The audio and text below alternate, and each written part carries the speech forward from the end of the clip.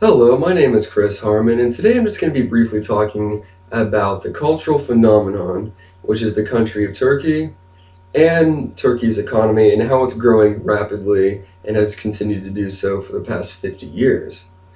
Now, I've done numerous research projects on Turkey throughout my past 2 semesters at Missouri Southern State University, and what I've actually found is that culturally and economically, Turkey is a lot more in-depth and interesting than I had ever thought it would be. And how it's changed and progressed historically throughout the past century has just been mind-blowing. And now there are three main things that I'd like to talk about today. And the first is going to be the Turkish government. The second is going to be the social stratification or the culture of Turkey. And the third is going to be the economy. Now, like I said, the first thing I want to talk about is the government. And what Turkey bases its government itself off of is a democracy, and it has been since 1982. And it also bases itself off a constitution that was implemented in 1982. And I actually have a quote from that constitution here. And what that says, Turkey is a secular and social state loyal to the nationalism of Ataturk. Now, that was found in Article 2 of that 1982 Constitution. And the reason why I love that article is because it's saying that now in Turkey, both men and women have equal rights and they have equal opportunity in the workforce. And although the majority of Turkey's government is made up of men, it's not due to segregation or anything like that. In fact, the beams are actually starting to balance out, and the women population in government is starting to gradually increase regarding government. Now, the second thing that I'd like to talk about is that social stratification, and which, like I said, basically means the culture of Turkey. And as you probably know, Turkey has been around for a very long time.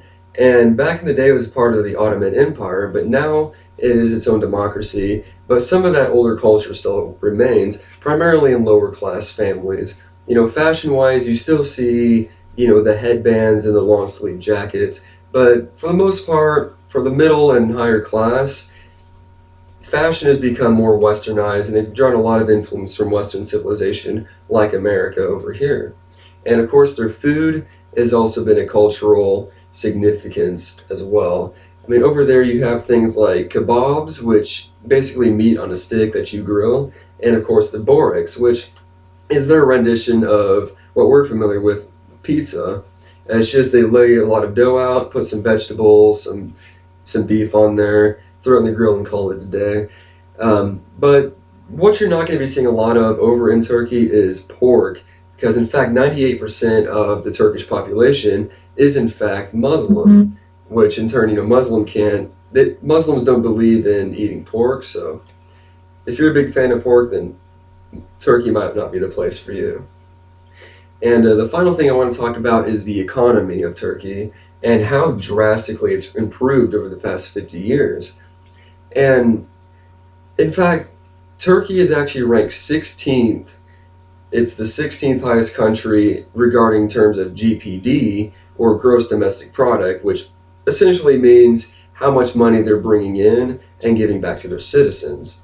And back in 1980s, the early 1980s, they really became strong on exporting and importing goods from other countries. And in fact, for the past 10 years annually, they have averaged over $300 billion worth in American dollars, $300 billion in exported goods, and $50 billion in imported goods.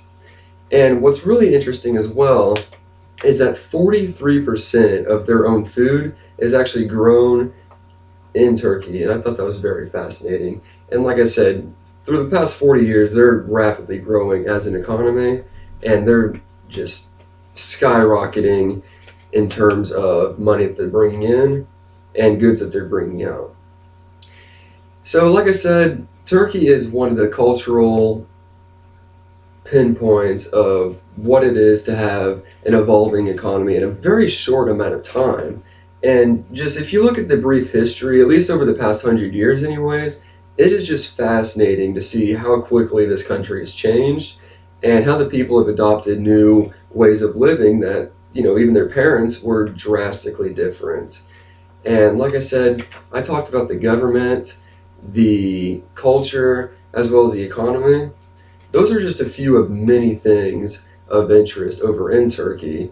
And I do believe that they're going to have a much bigger role in your life and in my life in the near future. And like all the Turkish people say, Elveda, which means goodbye. Thank you so much for listening.